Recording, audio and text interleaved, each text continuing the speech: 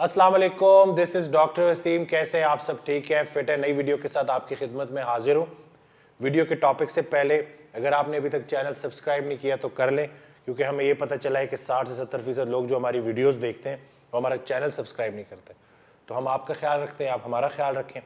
अब आ जाते हैं टॉपिक की तरफ। मैंने कुछ दिन पहले एक वीडियो बनाई थी एंग्जाइटी के ऊपर, तो उसका जो रिस्पॉन्स था वो इतना ओवरवेलमिंग था, इतने ज़्यादा लोगों ने कॉन्टेक्ट किया, और मैं भी ये देख के बड़ा हैरान भी हुआ, परेशान भी हुआ कि यंग लोगों में एंग्जाइटी इतनी कॉमन होती जा रही है। और एक क्वेश्चन बार बार पूछा जा रहा है कि बहुत सारे ख्यालात पे काबू कैसे पाया जाए। ये सवाल था लोगों का, तो मैंने सोचा कि वीडियो बनाऊं कि बहुत से ख्यालात पे काबू कैसे पाया जा सकता है। हज़रत वासिफ़ अली वासिफ़ रहमतुल्लाह अलैह एक ऑडियो में जो है वो ये बात बताते हैं कि किस तरह से बहुत सारे ख्यालात पे काबू पाने का एक ही तरीका है कि बंदा एक ख्याल में गुम हो जाए। तेरी याद में हुआ जब से गुम, तेरे गुमशुदा का ये हाल है, न करीब है न दूर है, न फिराक है न विसाल है। कुरान पाक में अल्लाह ताला कहता है कि नमाज के ज़रिए मुझे याद करो, यानी कि नमाज के ज़रिए अल्लाह की याद कायम करो, यानी कि मकसद अल्लाह को याद रखना है।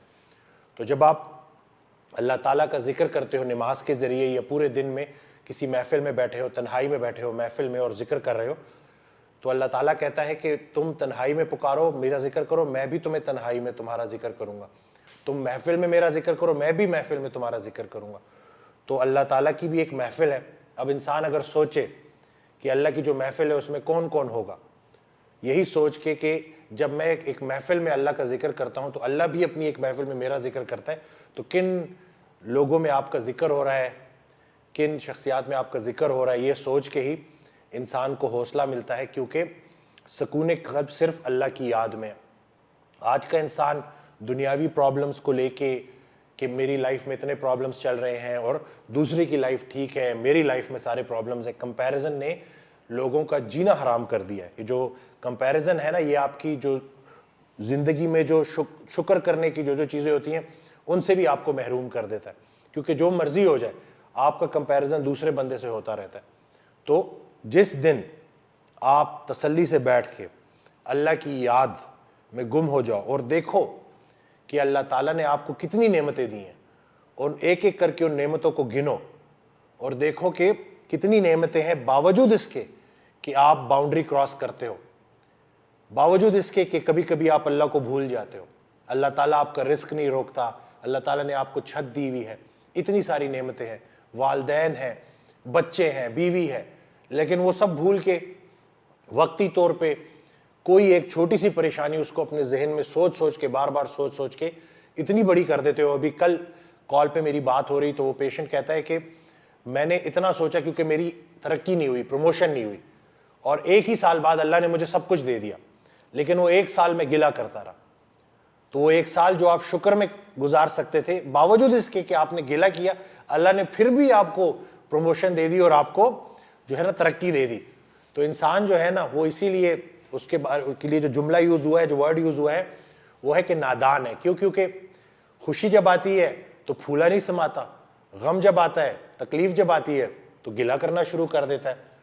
तो गम को भी उसी तरह से वेलकम करो जैसे खुशी को करते हो, क्योंकि चिट्ठी एक ही तरफ से आ रही है। इसी तरह से अगर हम सोचें कि अल्लाह ताला जो राज़िक है, जो सबको रिस्क दे रहा है, जितना मर्जी भी महंगाई हो जाए, भूखा आपको नहीं सुला रहा, 3 वक्त की ना सही तो 2 वक्त की रोटी आपको मिलेगी। यानी कि ऐसा नहीं है कि आप बिल्कुल उस स्टेट में है कि बिल्कुल फाको तक आ जाए, और ये भी अल्लाह का बहुत बड़ा एहसान है।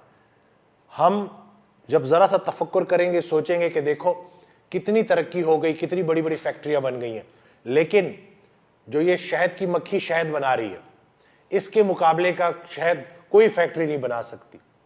यानी कि शहद की मक्खी को एक ऐसा हुनर दिया है, एक ऐसा इल्म दिया है अल्लाह ने, कि वो जब भी शहद बनाएगी और जब भी मार्केट में आर्टिफिशियल शहद और असली खालिश शहद रखा जाएगा तो कीमत खालिश शहद की ज़्यादा होगी। इसी तरह से गोबर और खून के बीच में दूध जैसी खालिश जो नेमत है आपको अल्लाह दे रहा है।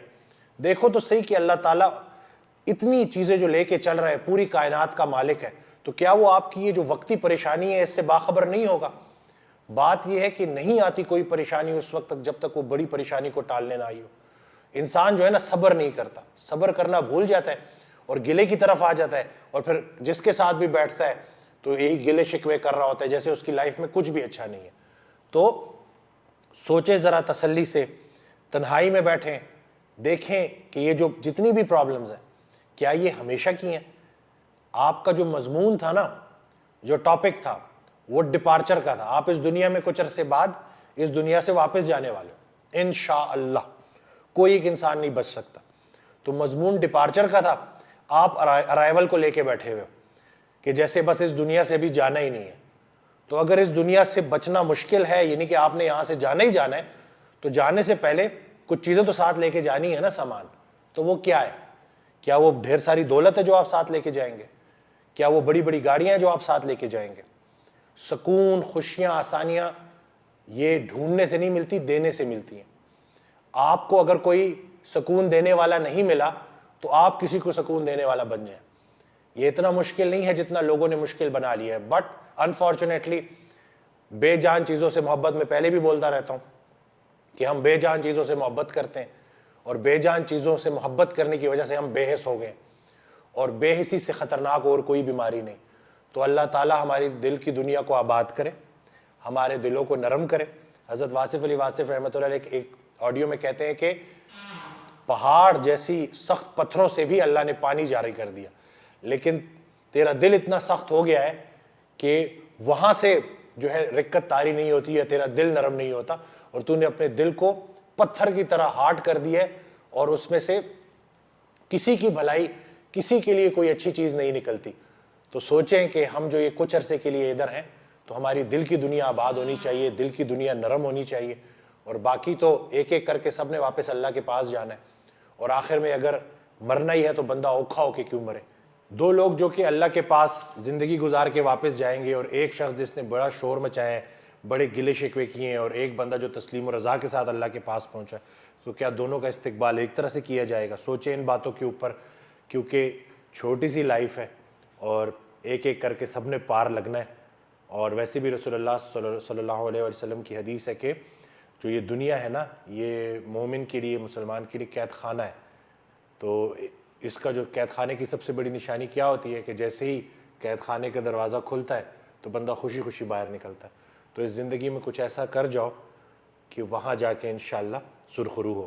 تو اللہ تعالیٰ آپ کو, ہم سب کو استقامت دے اور صحیح معنوں میں دین کی سمجھ دے, اور ہمیں توفیق دے کہ ہم لوگوں کی زندگیوں میں آسانیاں لا سکیں, جس کے بدلے میں ہماری زندگیوں میں بھی آسانیاں ہیں.